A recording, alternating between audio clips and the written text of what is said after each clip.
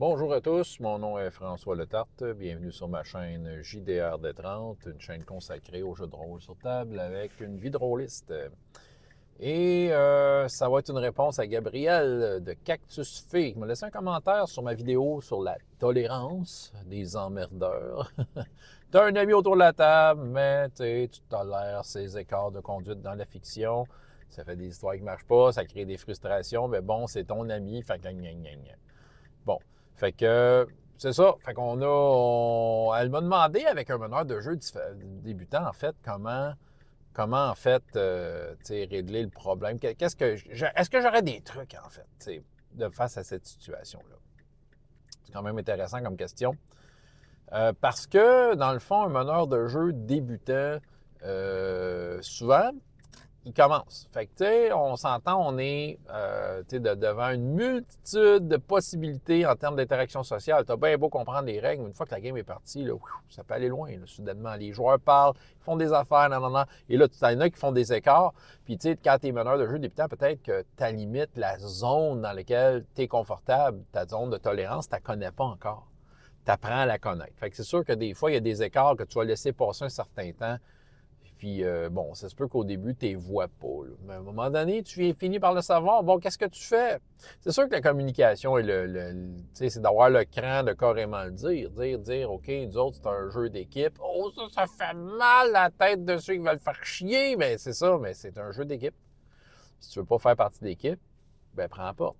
J'avoue que c'est assez froid, c'est assez drastique, mais c'est l'affaire à faire. En même temps, on a envie que notre ami soit là. C'est notre ami, on l'aime. T'sais, fait qu'on a envie qu'il soit là, mais là, s'il fait des écarts, comment s'y prendre? T'sais? Écoute, ben c'est ça. Je pense d'avoir. Bon, là, c'est sûr, je vais y aller avec l'histoire d'avoir le cran de le dire. Moi, mon fils, 14 ans, très épaté, parce qu'il l'a fait. Il s'est parti une game.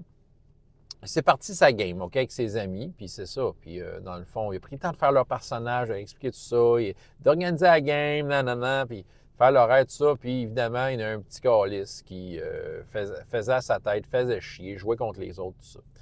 À première game, la toute première game de cette campagne-là. Mais en fait, il était deux à faire chier. Sur trois, ça va pas bien. Il y en a un qui jouait bien. Mon fils, il dit, hey, ça n'a pas bien été. Il m'en parlait. Je dis, garde, parle à tes joueurs. Moi, je lui ai parlé de la comparaison avec d'aller jouer au bowling. Ça, je l'aime, cette comparaison-là. T'sais.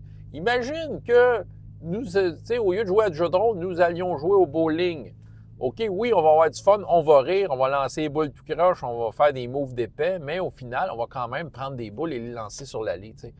Si toi, en venant jouer au bowling, ton plaisir passe par aller danser sur l'allée au lieu de lancer des boules dessus, oh, là, ça va trop loin. Fait que c'est un peu là, c'est un peu ça qu'il a senti, en fait, mon fils.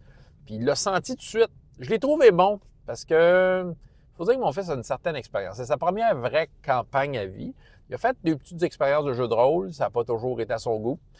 Mais ça fait quand même depuis qu'il a 5 ans. Ça fait 10 ans qu'il fait du jeu de rôle. Là, dans le fond, il a commencé, il avait peut-être 5 ans avec moi. T'sais. Fait que, il a quand même vu des emmerdeurs, il les a spotés vite. T'sais. Fait que, lui, sa zone, sa limite, il la connaît.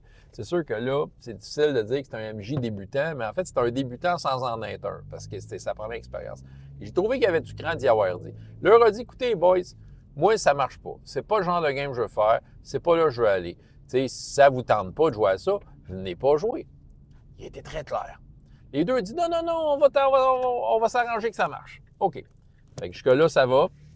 Fait qu'il se réessaye, il rembarque les joueurs. Tu sais, il y en a un des deux, il est plus emmerdeur des deux. Je suicide mon personnage! Alors ça va être un autre sujet de vidéo du calice. Mais bon, je pense que j'ai déjà fait de là longtemps, mais c'est bon, ça m'allume. Je ne sais pas si je vais le faire. En tout cas, tout ça pour dire que, tu sais, il a refait un personnage à l'autre. Mais il a fait ça genre sur une feuille de cartable. Là. Il n'a pas refait tout refait, réimprimer le truc. Là, il a pris du temps. Il a essayé de faire comprendre, hey, j'ai pris du temps à faire ton personnage. Fait que là, ils ont joué quelques séances, puis le plus emmerdeur des deux, là, à un moment donné, ça marchait pas. Il jouait à l'envers des autres, était sur son sel, il écoutait pas, il faisait des moves. Puis là, je me souviens que la dernière fois, mon fils était tanné.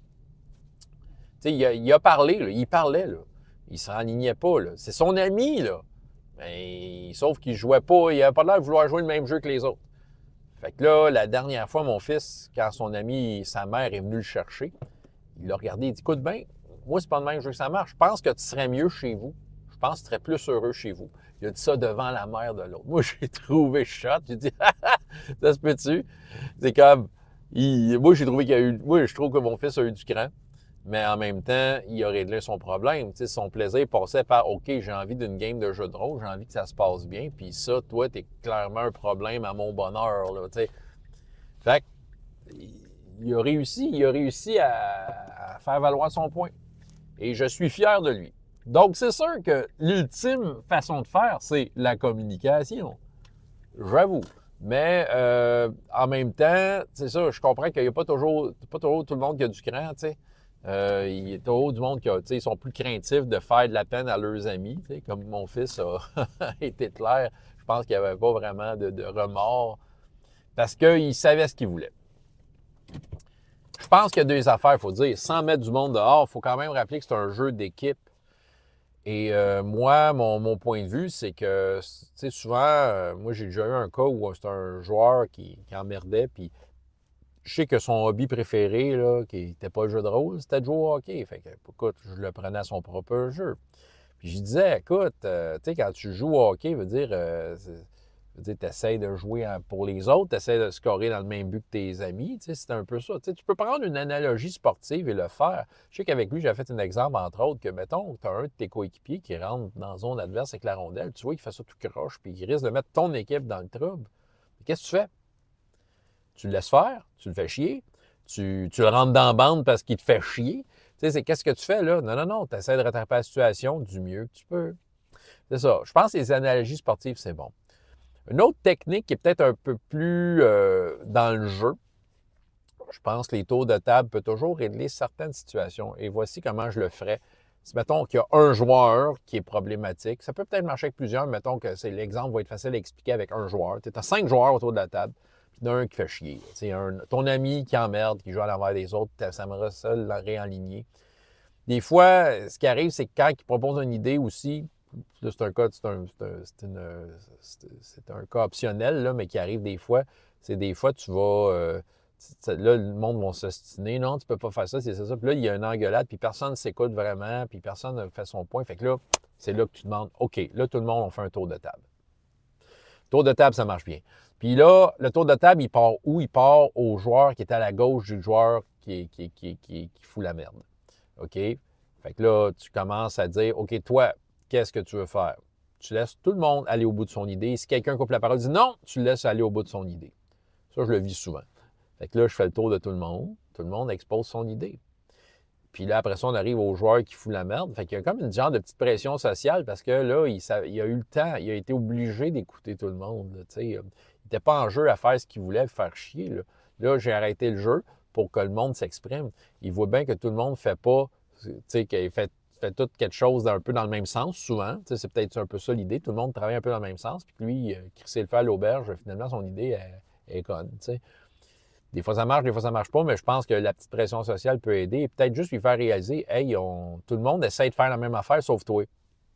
Fait que, qu'est-ce que t'en dis? Hein? De rappeler que c'est un jeu d'équipe, évidemment. De remettre en question des décisions, tu peux lui dire, justement, là, faire l'étalage des conséquences, puis dire, ben c'est ça qui arrive dans le jeu, mais est-ce que c'est vraiment ça qu'on veut? T'sais? C'est ça qui arrive. Puis, au final, de dire, OK, tu es content d'être ici, mais qu'est-ce que tu viens faire ici? Ça se demande, c'est ça. On est ici pour faire ça. Parlons du bowling, faisons des exemples, mais ça va marcher. En tout cas, c'est ça que j'avais à vous raconter aujourd'hui, Gabriel. Je ne sais pas si c'était pour toi. As-tu de la misère avec Balthazar? Je sais pas. Ben, on verra. Mais laissez des commentaires, des conseils, tout ça pour Gabriel. Merci de cette question. François Letarte, JDR des 30. Et jusqu'à la prochaine fois, il y a autant de plaisir dans la vie que dans les jeux. Au revoir.